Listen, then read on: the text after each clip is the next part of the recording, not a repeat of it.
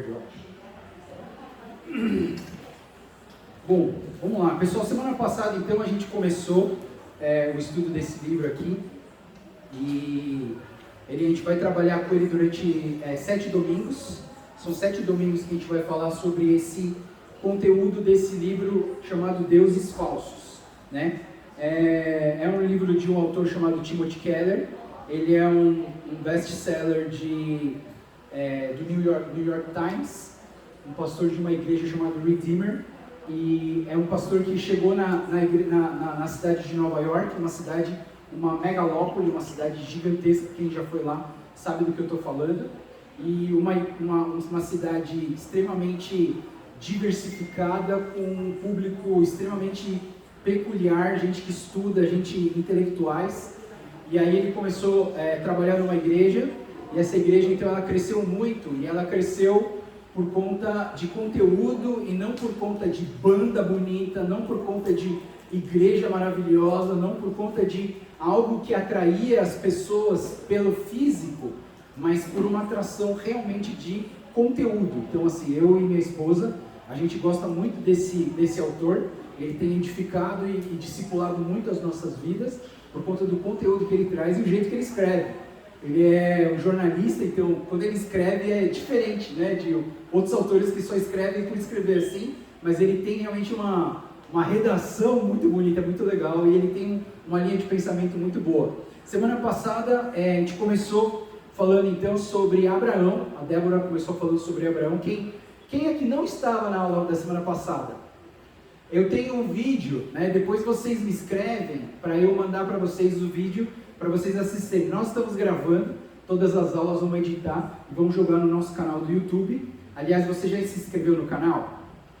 Pessoal, é super importante você se inscrever no canal, porque quanto mais inscrições a gente tiver, mais pessoas vão acessar esses vídeos, e a gente vai poder divulgar ainda mais a mensagem de Cristo, tá? Então, ó, todo vídeo que você vai, você já inscreve no meu canal, assina, põe o sininho. Na verdade, por que eles fazem isso? Porque quanto mais sininhos, mais inscritos eles tiverem, mais eles aparecem na mídia, né? Eles têm os objetivos deles, que é vender, que é ganhar a imagem deles. A gente tem o nosso objetivo, que é proclamar Jesus Cristo. Então vai lá e se inscreve no canal. Então, semana passada, a Débora deu essa introdução, né, da questão dos deuses falsos e como que esses deuses, eles agem nas nossas vidas. Ela começou falando sobre Abraão. Interessante que Abraão, que é o pai da fé, que ele foi o pai das 3 maiores religiões do mundo, né? O judaísmo, o islamismo e o cristianismo. É o pai dele, saiu essas 3 frentes religiosas gigantes. O Abraão também, ele mostrou uma questão a questão da fé. A fé dele era tão forte em Deus que ele teve essa coragem de largar tudo que ele tinha para seguir um Deus que estava falando com ele, um Deus verdadeiro. E não sei, eu assisti a aula e vi que a Débora não comentou, mas existe um comentário bem pertinente para esse momento, é que o pai do Abraão, chamado Terã, o pai do Abraão, ele era um fabricante de deuses. Ele fazia esculturas que viravam deuses, e as pessoas compravam as esculturas, compravam os deuses que o pai dele construía. Só que o Abraão, ele chega num momento onde ele fala assim, puxa, esse Deus, ele tem olhos, mas não vê, ele tem boca, mas não fala, ele tem ouvido, mas não ouve, ele tem mãos, mas ele não faz nada com as mãos. Mas o Deus com quem está falando comigo, talvez ele não tenha, eu não vejo a boca dele, mas ele fala comigo. Talvez eu não veja o ouvido dele, mas ele me ouve. Talvez eu não veja as mãos dele, mas ele tem transformado e remodelado a minha vida. Então é fantástico a experiência que Abraão teve do Deus que fez uma promessa para ele, e a promessa dele é para todos nós. A gente chama isso de promessa abraâmica, né? Toda vez que eu ouvir aliança abraâmica, aliança mosaica, aliança abraâmica vem de Abraão, aliança mosaica vem de Moisés, das leis. A gente sempre no Velho Testamento tem essas alianças, e a aliança abraâmica é a aliança da obediência. Se você obedecer a Deus, Deus vai te abençoar. Mais ou menos, poxa Deus, pastor, mas assim, eu tenho obedecido e tem muita coisa na minha vida que não dá certo. Não dá. Não dá mesmo, sabe por quê? E aí eu tô maluco, essas 2 semanas atrás eu tô escrevendo um livro, né? E eu tô tentando construir isso para dar certo, né? Mas Deus tem direcionado bem forte nessa área. Às vezes a gente se frustra com Deus porque a gente tem falhas de expectativas, né? É o problema da expectativa. Eu tenho uma expectativa, minha expectativa é, se eu obedecer Deus vai me dar tudo o que eu quero. Mas não é essa a expectativa que Deus tem de nós. Então, as falhas de expectativa fazem com que a gente se perca nesse caminho e se decepcione, se frustre. A gente fala, cara, mas por que isso aconteceu? Por que essa pessoa se foi? Por que eu não ganhei isso? Por que eu não faço isso? Porque as suas expectativas estão na frente das expectativas de Deus. Quantas vezes você parou e falou assim, Deus, qual que é a sua expectativa para a minha vida? A gente tem medo de fazer essa pergunta para Deus, porque às vezes a gente pensa assim, nossa, Deus vai dar uma expectativa que eu não vou gostar. E aí a gente, não, Deus, eu não posso largar tudo isso aqui para fazer um negócio desse, não posso. Por quê? Porque a gente tem problema da expectativa. E eu acho que isso precisa ser trabalhado em nós. Né? Então Abraão, ele foi um camarada que resolveu abraçar a expectativa de Deus, e por isso ele foi chamado de o pai da fé. Né? Então ele fala que a fé é uma coisa absurda e irracional. Né? Mas Abraão, ele teve essa coragem, essa ousadia de ultrapassar o racional e ter uma fé absurda e irracional para fazer um negócio absurdo, sair da sua parentela, da sua família e tentar viver aquilo que Deus prometeu para ele, né? Então, essa foi a primeira aula, uma introdução baseada na vida de Abraão, e hoje a gente vai ter... ele tá ligado. Então hoje a gente vai ver, na verdade, o neto de Abraão, tá? Então Abraão teve um filho chamado Isaac, e o Isaac teve um filho chamado Jacó, né? E a gente vai dar uma olhada no Jacó, tá? O que está torto? Beleza, então a gente vai... tá difícil hoje, hein? Faz tempo que eu uso data show, mas eu estou pregando só falando. Então vamos lá, então Gênesis capítulo 29, versículo 13 ao 30. Se você quiser abrir a sua Bíblia, você abre aí, senão você lê comigo aqui na frente, tá? Aqui o texto vai dizer o quê? Logo que Labão ouviu a notícia acerca de Jacó, seu sobrinho, correu ao seu encontro, abraçou-o e o beijou. Deixa eu só colocar vocês à parte do que vem antes do que está acontecendo aqui, tá? Aquelas cenas, né, quando assiste uma série, você vê uns pedaços da série anterior e depois no final você vê um pouquinho do que vai acontecer depois. O que acontece aqui é que o Jacó, ele tinha um irmão mais velho, eles eram gêmeos, mas sempre tem um que é mais velho, né? Então assim, o que sai primeiro deve ser o mais velho, mas eu já estudei, e me falaram que o mais velho é o que sai depois, porque ele foi formado primeiro. E aí o que sai primeiro é o mais novo e o depois é o mais novo. Mas não vou entrar nessa senão a gente vai ficar aqui falando de coisas que não é para falar.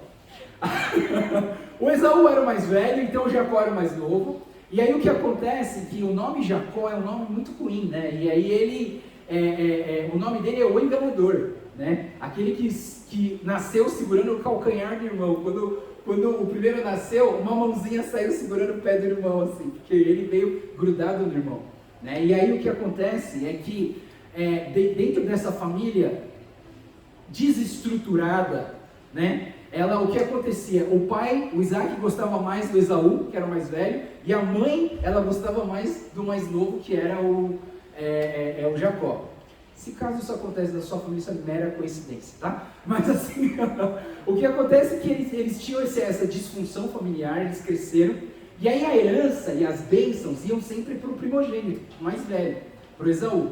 Mas daí o Jacó, ele enganou o irmão, comprando a primogenitura por uma sopa de lentilha, mas também depois, na hora que o pai dele, o Isaac, estava morrendo, a mãe dele compactuou com o Jacó para que ele pudesse receber a bênção verbal do pai dele e não Esaú.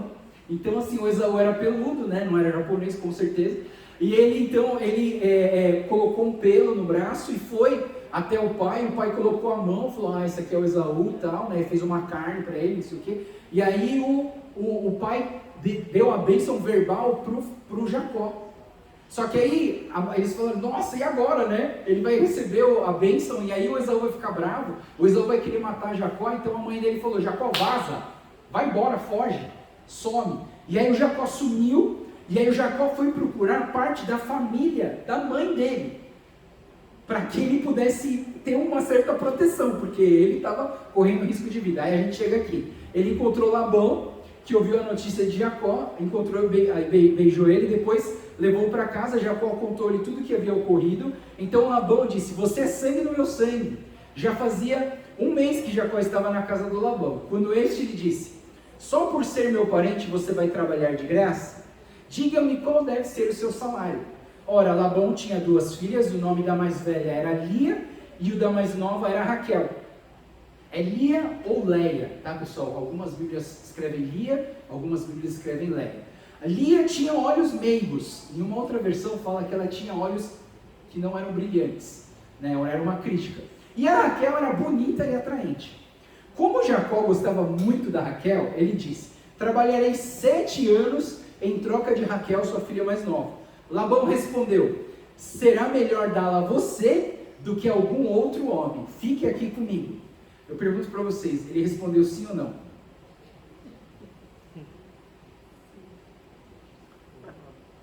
Não, isso eu quero que vocês pensem, olha só, o Jacó fez a seguinte proposta, eu vou trabalhar 7 anos para você, você me dá Raquel. Qual foi a resposta do pai da Raquel? O pai da Raquel disse assim, eu trabalhei, será melhor dar ela para você do que para algum outro, fique aqui comigo. Pensa, ele falou sim ou não? Ou ele não falou nada? Você entende? Vamos continuar. Então Jacó trabalhou 7 anos para Raquel, mas lhe pareceram poucos dias, pelo tanto que amava. Então disse Jacó a Labão, entregue-me a sua mulher, cumpriu o prazo previsto, quero deitar-me com ela. Então Labão reuniu todo o povo naquele lugar e deu uma festa. Mas quando a noite chegou, a sua filha Lia a Jacó, Jacó deitou-se com ela. Eu perdi alguma coisa? Tá assim. Deu a sua filha a Jacó e Jacó deitou-se com ela. É o óculos multifocal que eu ainda não me acostumei, pessoal.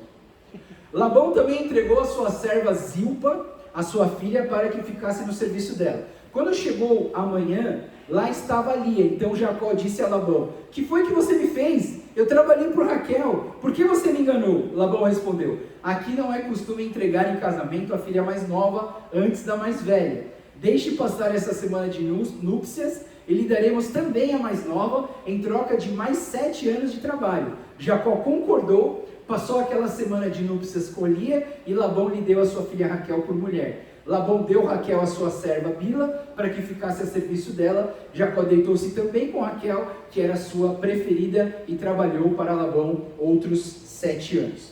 Eu queria que a gente pudesse olhar um pouquinho para Jacó. Esse capítulo ele começa com um subcapítulo chamado Em Busca de um Amor Verdadeiro. O capítulo 2, o tema do capítulo 2 é o amor não é tudo que você precisa.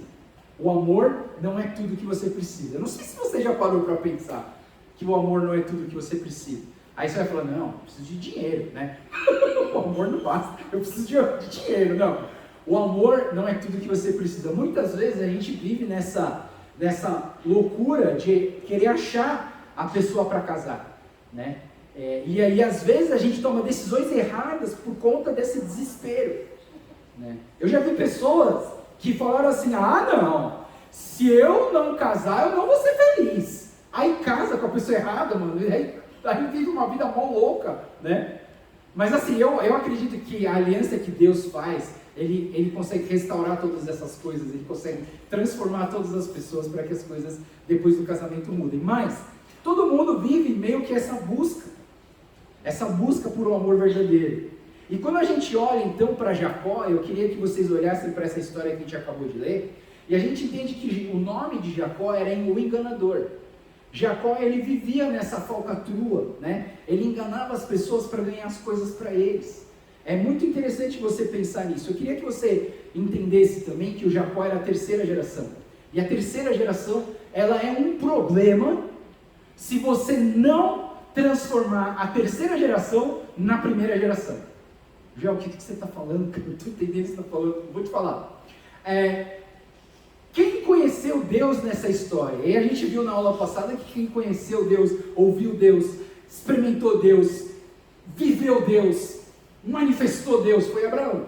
Abraão foi o cara que ouviu a Deus do nada. Ele não tinha crente na família dele, ele não tinha ninguém evangélico, ele não tinha passado background evangélico, nada. Ele nasceu sem conhecer nada de Deus e ali ele experimentou Deus. Se você quiser saber um pouco mais sobre essa realidade, converse com o tio Xi. Ele vai explicar para você o que é esse sentimento de nascer num lugar onde não tinha nada e de repente você conhece um Deus. E ali a primeira geração, já Abraão, experimentou a Deus, falou com Deus, ouviu a Deus. E aí o Isaac, a segunda geração, o que o Isaac fez? Quem sabe um feito, um milagre que Isaac fez? Alguém sabe? Não, porque não tem. Isaac, a segunda geração, simplesmente se apoiou na fé da primeira geração. Os caras, o Isaac, ele não fez nada. Sabe o que o Isaac fez? Ele cavou cisternas. Foi um dos maiores feitos da vida do Isaac, foi criar a caixa d'água.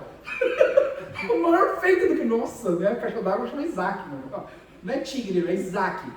Né? Então, assim, eu penso assim, ele não fez nada. Se a segunda geração não fez nada, o que a terceira geração fez? Você entende que parece que a fé vai diluindo? A fé vai diluindo. Eu vou falar uma coisa para vocês.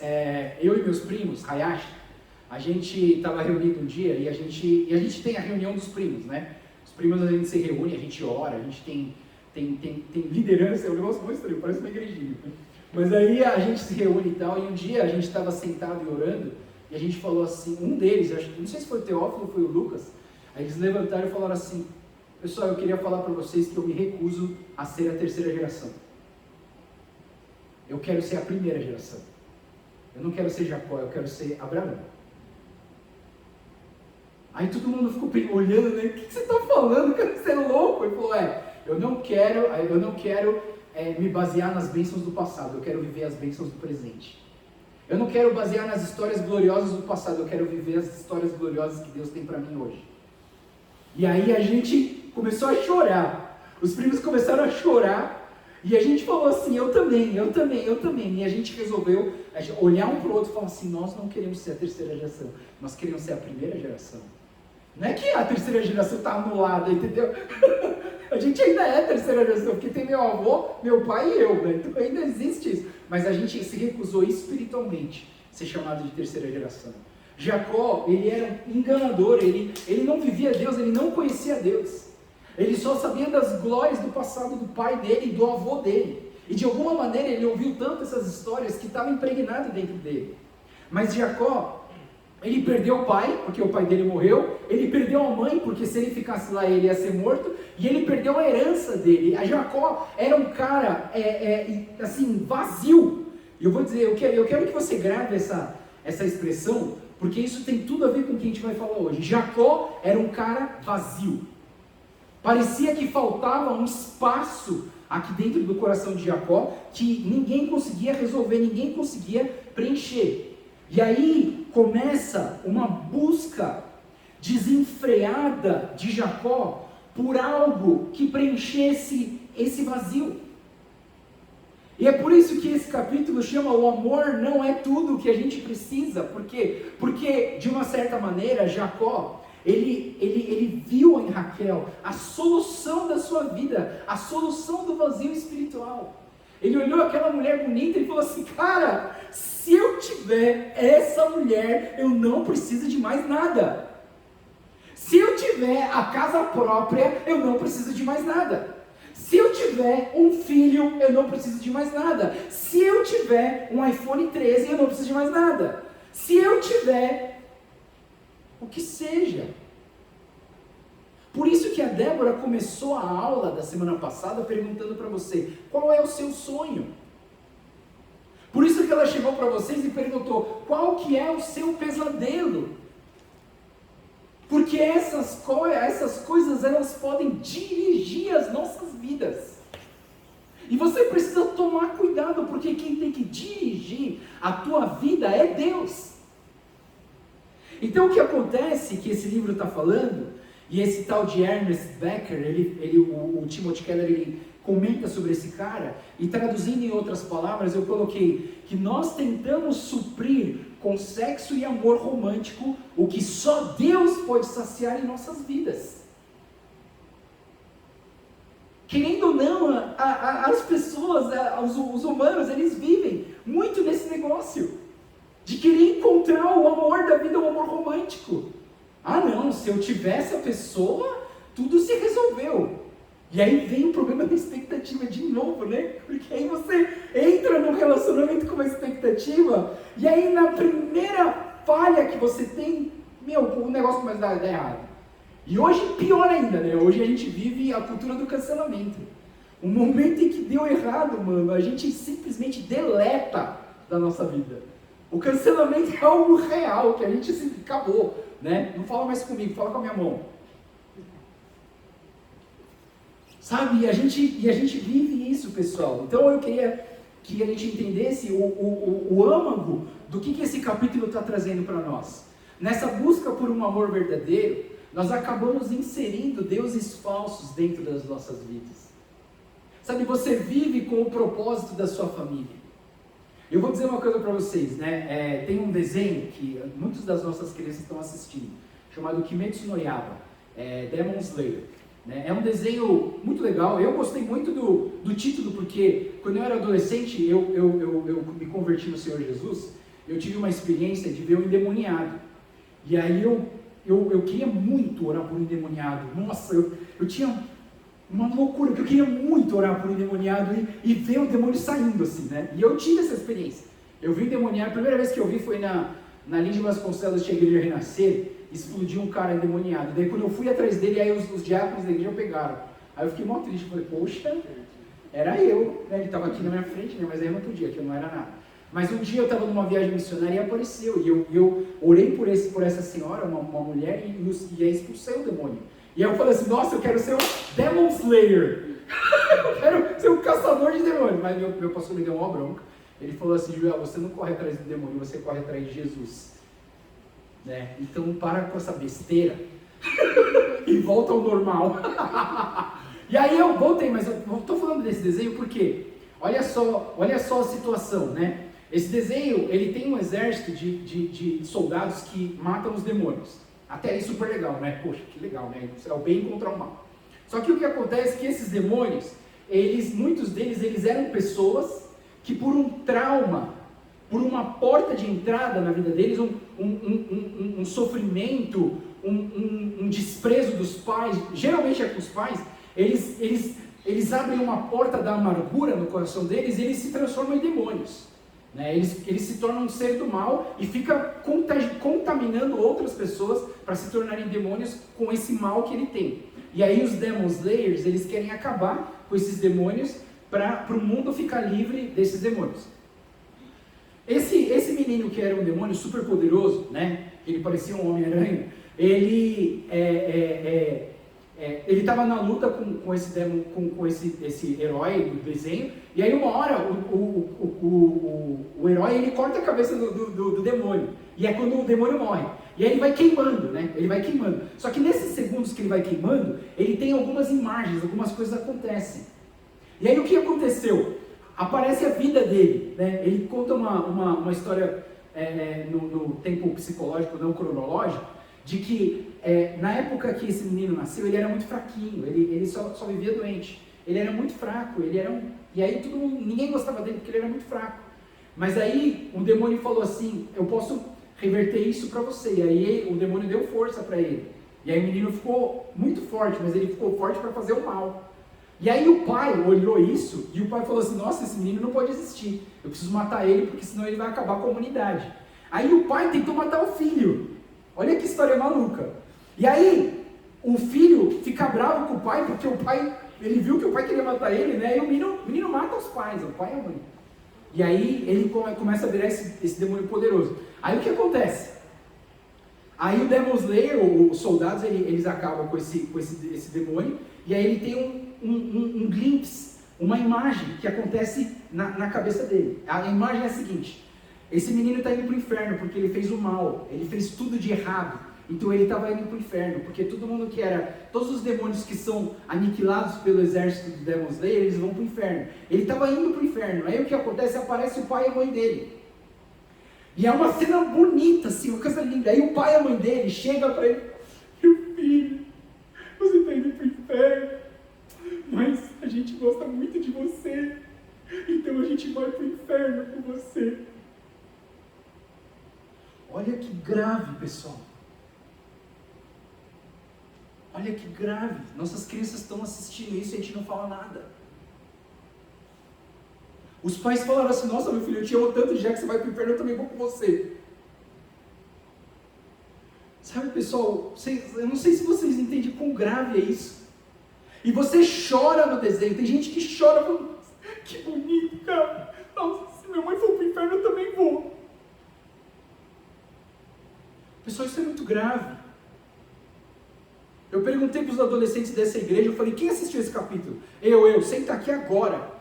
Senta aqui agora. Eles sentaram e eu tive que explicar para eles que isso estava errado. Cada um vai decidir a sua fé. Cada um vai decidir o seu Deus. E o seu Deus não pode ser alguém aqui na terra. Porque esse Deus aqui na terra vai sempre te decepcionar. Se você resolver transformar alguém em Deus na sua vida, essa pessoa vai sempre te decepcionar. Porque ela é imperfeita. Ela é igual a você ou até pior.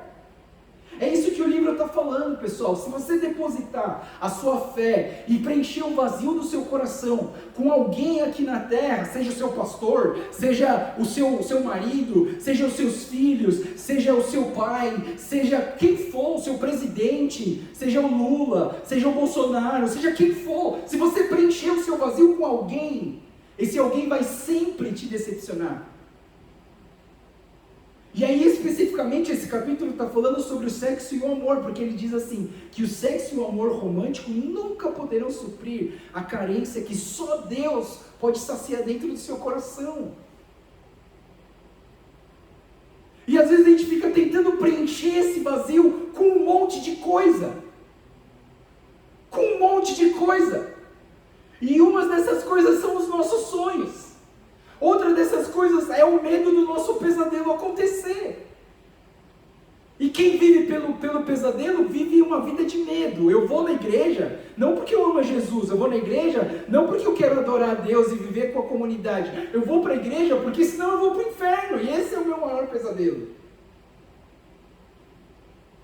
Eu amo essa pessoa e eu dou tudo por ela, eu quero viver por ela. Tudo que eu tenho é para ela, tudo que eu faço é por ela. Eu estou depositando toda a minha devoção, não num Deus forte, mas eu estou depositando toda a minha confiança em alguém que é tão falho ou pior do que eu.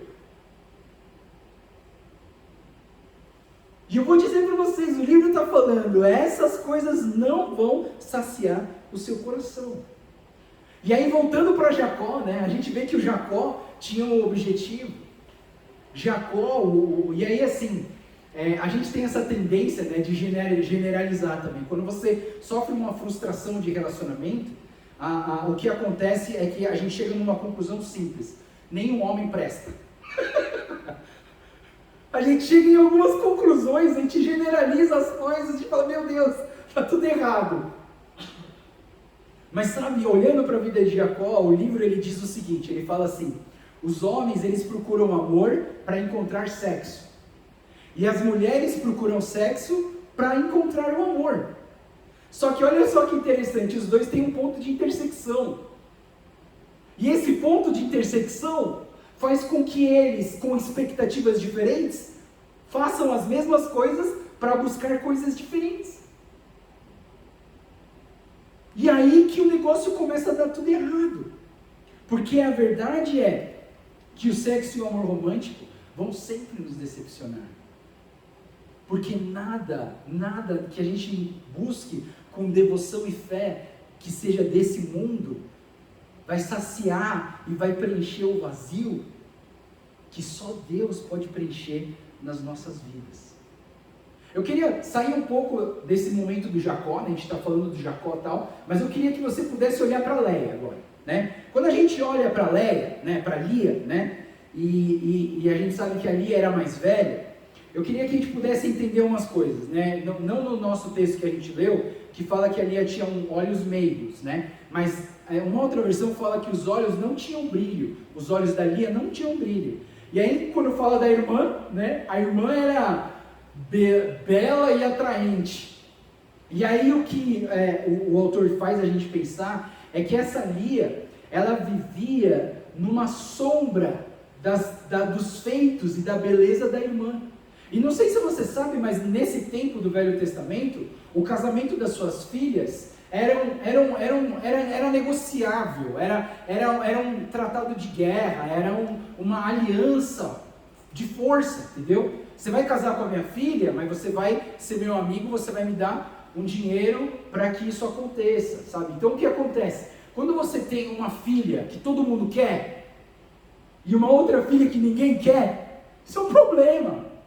O ideal seria que eu tivesse duas filhas lindas que todo mundo quer. Aí beleza, eu vou usar as minhas filhas para ganhar aliança, para deixar eu mais forte, para deixar o meu exército maior, para minha cidade ficar melhor.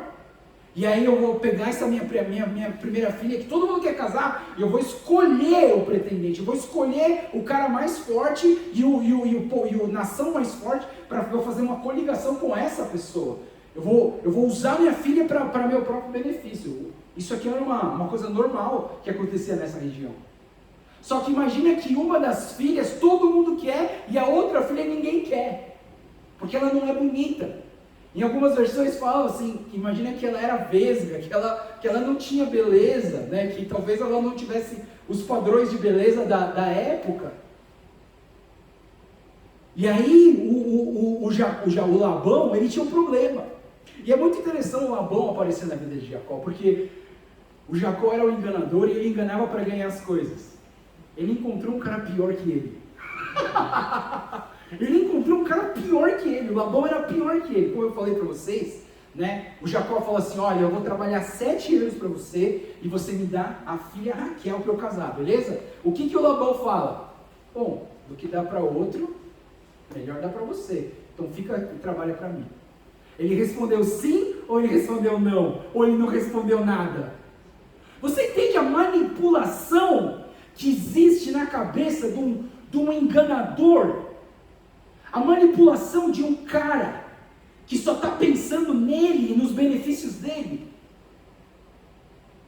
Ele está dando a filha dele para casar porque ele quer benefícios. E ele sabe que a primeira ninguém quer. E nem ele não vai ganhar nada com essa. Então o cara bola um plano.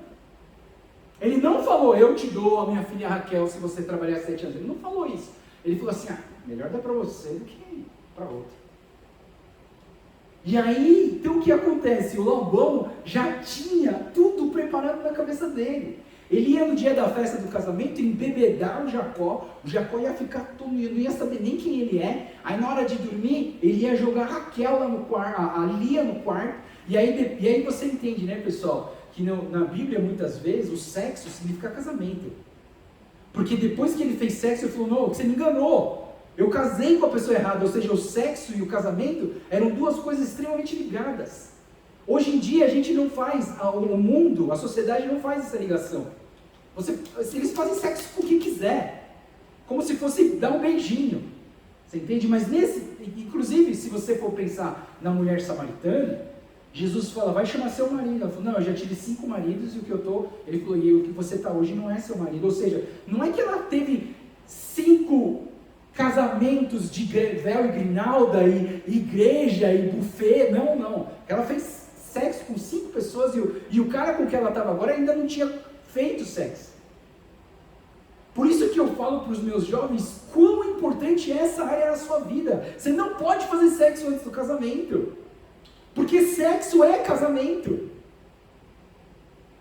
A Neuza Etioca, ela faz uma ilustração que eu achei muito interessante. Ela pega uma folha verde e uma vermelha, e ela passa cola nessas folhas, e ela gruda. Ela fala, pessoal, isso é casamento.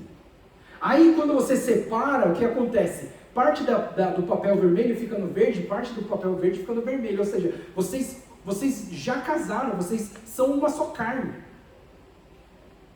E aí você leva as coisas ruins da pessoa, porque vocês já foram um. Imagina, a pessoa faz sexo com um monte de pessoas, e hoje, esse capítulo ele fala isso, tem gente que já perdeu a noção e faz sexo como, estou com vontade, vai lá e faz. Então a Lia era uma pessoa desprezada. A Lia tinha um pai que não via valor nela. A Lia, depois de Jacó, o seu Deus falso era: preciso conquistar o amor do meu marido.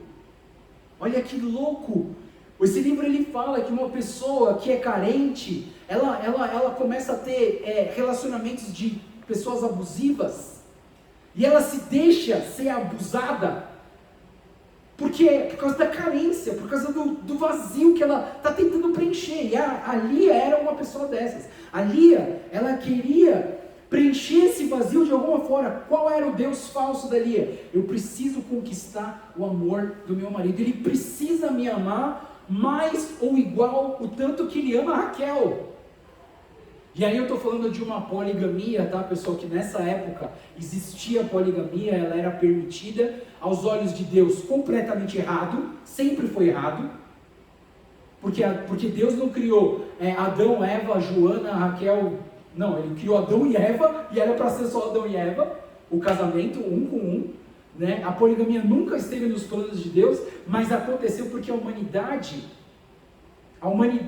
enraizada pelo pecado, criou situações onde eles tentavam preencher o vazio deles com outras coisas. Eles viviam nesse abuso humano de uma poligamia.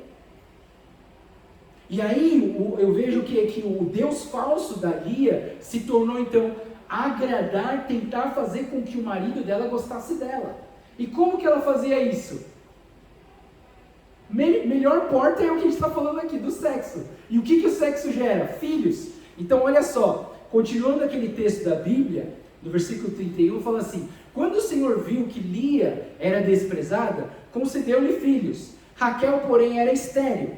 A Lia engravidou e deu luz a um filho, e deu-lhe o nome de Ruben, pois dizia: o Senhor viu a minha infelicidade, agora certamente meu marido me amará. Eu queria que vocês entendessem, tudo que está em amarelo aqui para baixo, é o significado do nome Ruben, é o significado do nome que eles vão dar para os filhos. Ruben Lia engravidou de novo, e quando deu à luz outro filho, disse: porque o Senhor viu que sou desprezada, deu-me também este, pelo que chamou Simeão. De novo engravidou, e quando deu à luz a mais um filho, disse: agora finalmente meu marido se apegará a mim, porque já lhe dei 3 filhos, e por isso deu-lhe o nome de Levi. Engravidou ainda outra vez, e quando deu à luz mais um outro filho, disse: dessa vez louvarei ao Senhor. Assim deu-lhe o nome de Judá, e então parou de ter filhos. Olha só que interessante, pessoal, olha só que interessante. A Lia começou a ter filho para tentar agradar o Deus falso dela, que era conquistar o marido dela, fazer com que o marido dela amasse ela. Ela falou assim: a minha irmã, ela pode ser bonita, mas ela não consegue engravidar, então eu vou engravidar e vou dar filhos para ele, para que eu conquiste o amor do meu marido. Ela vivia como uma escrava. E você é escravo de quem é seu senhor, você sabia disso? Se o seu trabalho é o seu senhor, você vive escravo do teu trabalho. Se o seu filho é o seu Deus falso, você vive só em função do seu filho. Se o dinheiro é o seu Deus, é o seu Senhor, você vive só em função do seu Deus. Mas nenhum deles vai saciar o seu coração. E a Lia, ela tinha filhos para tentar agradar e alcançar o Deus falso dela. Só que uma coisa muito interessante acontece no último filho. Porque quando você olha para Lia, os primeiros filhos dela, ela chamava Deus de Elohim, e aí a gente está na Bíblia em hebraico, tá? A Bíblia em hebraico tem vários nomes para Deus, e cada nome para Deus explica uma qualidade de Deus. Elohim, Deus Criador, Yahvé é o Deus do Senhor, o Senhor de tudo, né? Então olha só, quando ela teve o Ruben, o Simeão, todos esses 3 primeiros filhos, ela chamava Deus de Elohim, o Criador. Existia uma certa distância entre ela e Deus. E outra, como que ela conheceu Deus? Sabe como? Através de Jacó. Porque mesmo Jacó não vivendo Deus, ele tinha uma história. E provavelmente a Lia deve ter escutado as histórias de Abraão, deve ter escutado alguma coisa do Isaac, que ele fez caixa d'água, sei lá, né? Trabalhava para tigre, né? E aí ela ouvia essas histórias, e essas histórias fizeram ela pensar, cara, existe um Deus que o pai Abraão, o avô do Jacó, ele deu a vida dele, e ele largou tudo, e ele foi abençoado. Então a Lia, de uma certa maneira, ela sabia que existia um Deus, mas por enquanto, até os 3 primeiros filhos, o Deus era um Deus distante. Quantos de nós conhecemos a Deus, mas Deus é um Deus distante? Quantos de nós conhecemos a Deus, mas Deus é um cara de domingo? Quantos de nós conhecemos a Deus, mas Deus se Deus quiser. Deus para muitos é uma bengala. Eu só lembro de Deus quando eu estou doente, eu só lembro de Deus quando eu estou passando por aflição. Meu Deus, me ajuda, por favor, você pode orar por mim? Por favor, você pode orar por mim? Quando que Deus vai ser Deus para você? E aí que é muito legal, né? Essa parte é fantástica, porque depois de ter se decepcionado 3 vezes, ela tentou agradar o Deus falso dela e não deu. E aí, de repente, ela caiu em si. E ela falou assim, chamou Deus de Yahvé. E é muito interessante, né? Quando você volta para esse texto, ele fala assim, por isso engravidou ainda outra vez, quando deu à luz a mais outro filho, e disse, dessa vez louvarei ao Senhor. Houve uma conversão aqui. O 3º filho trouxe uma conversão na vida de Lia.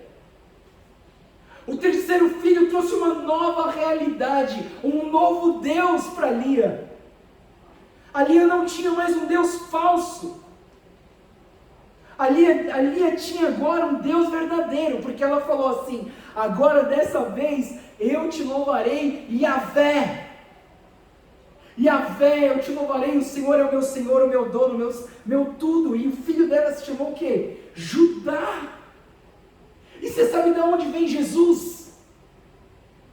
Da tribo de Judá, da desfavorecida. Não veio da Raquel linda e maravilhosa, veio da Lia, que era feia e desprezada. Mas ela conheceu a Deus, mas ela chegou num ponto e falou assim, não quero mais satisfazer deuses falsos, eu quero viver o Deus verdadeiro. E ela entregou a vida dela para Deus. Senhor, o Senhor não é o meu Elohim, o Senhor é o meu Deus Yahvé. E agora eu te louvarei, porque eu vou viver para a tua glória e para o teu louvor. Então a gente olha aqui que a Lia, ela teve uma experiência de conversão.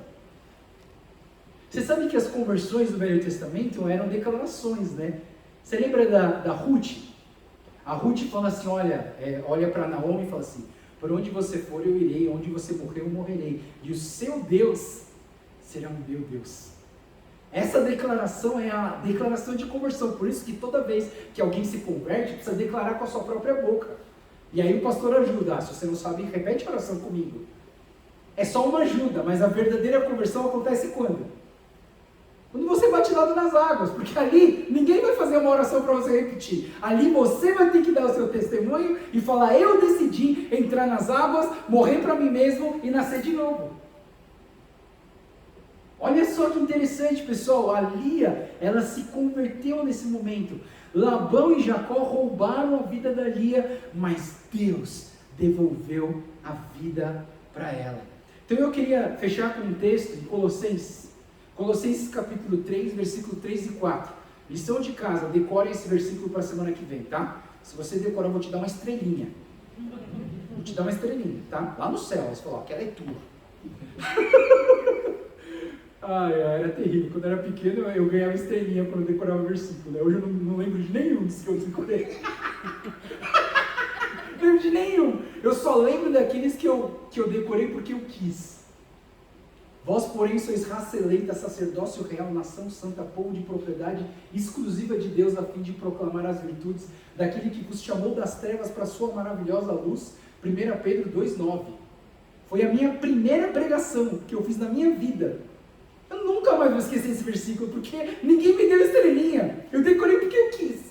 Né? Mas eu digo para vocês, Textos como esse de Colossenses 3 e 4 é importante você decorar para você. Não vou te dar estrelinha nenhuma, né? Não é brincadeira. Então o texto diz assim: pois vocês morreram e agora a sua vida está escondida em Cristo, em Deus, com Cristo em Deus.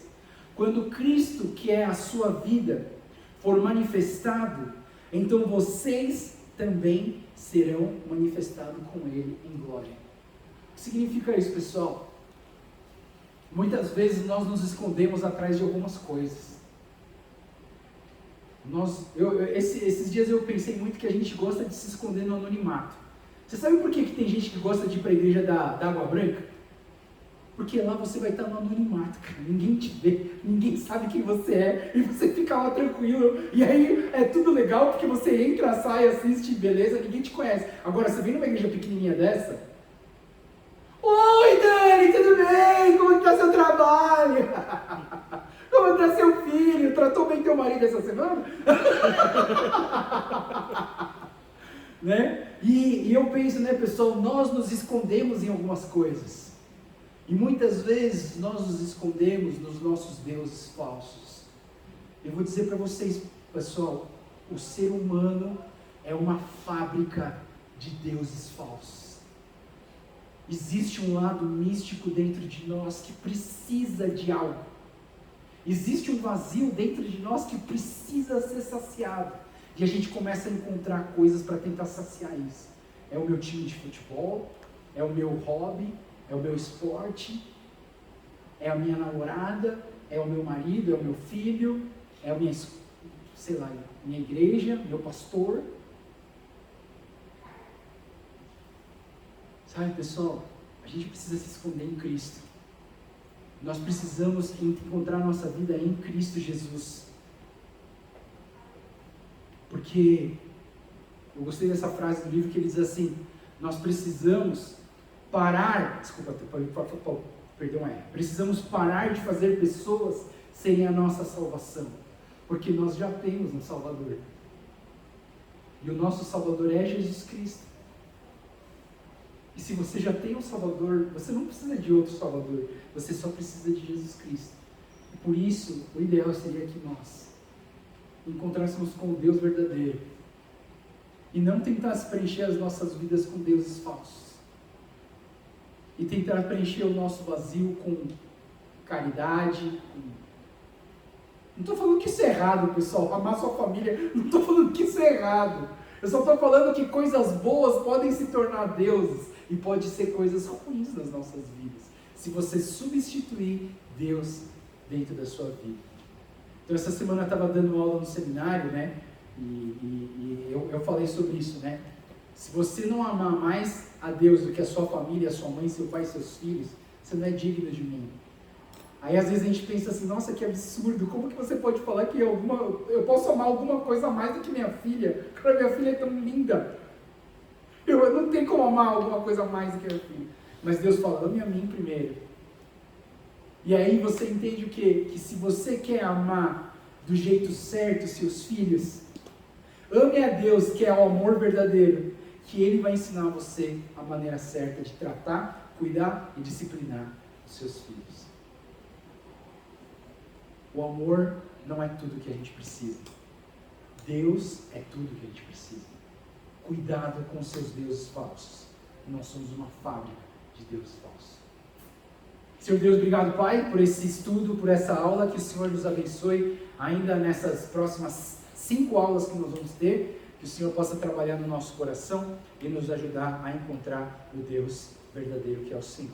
Entregamos tudo em Tuas mãos, abençoa a nossa semana. É o que nós te pedimos e oramos em nome do Senhor Jesus. Amém. Perguntas? Dúvidas? Comentários? Quero ouvir. Alguma coisa que te tocou nessa aula? Alguma coisa que você quer acrescentar? Pastor, você esqueceu de falar isso. É agora. Calma, um de cada vez. Comentários? Fique esperando o primeiro, não. Você pode ser o primeiro. Tem uma frase famosa, né? Jacó amava Raquel e não lia, né? Ele era analfabeto, né? Ele amava Raquel e não lia. Nossa.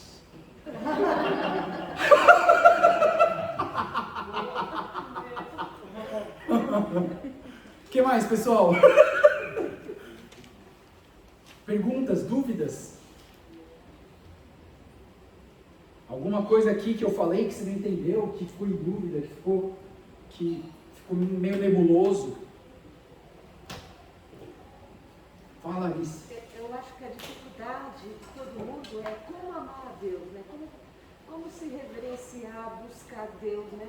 Essa devoção, porque quando aparece circunstância, a gente aparece muito o nosso eu, né?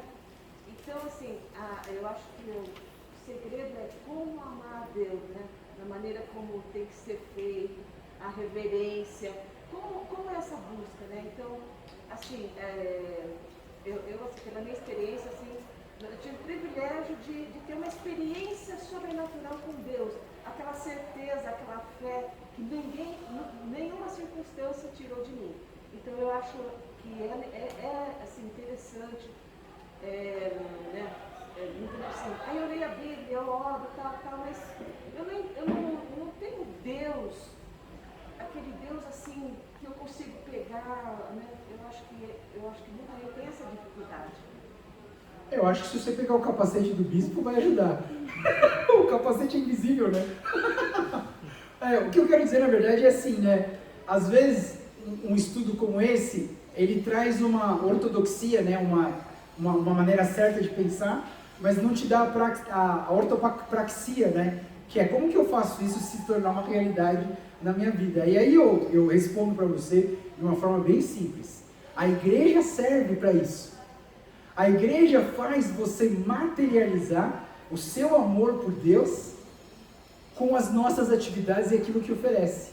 Os estudos bíblicos, as reuniões, os cultos, as inques, tudo isso que a gente faz, na verdade é para que você possa deixar o seu Deus falso e viver um Deus verdadeiro. Então assim, a igreja, e por isso que eu penso assim na força da igreja, que ele transforma o que é substrato, o que é subjetivo em objetivo, né? A gente coloca aqui uma quaresma. Para que quaresma, cara? Para que 40 dias para se preparar para a Páscoa? Tudo bem que a Páscoa é importante, mas para que eu preciso de 40 dias para me preparar para isso?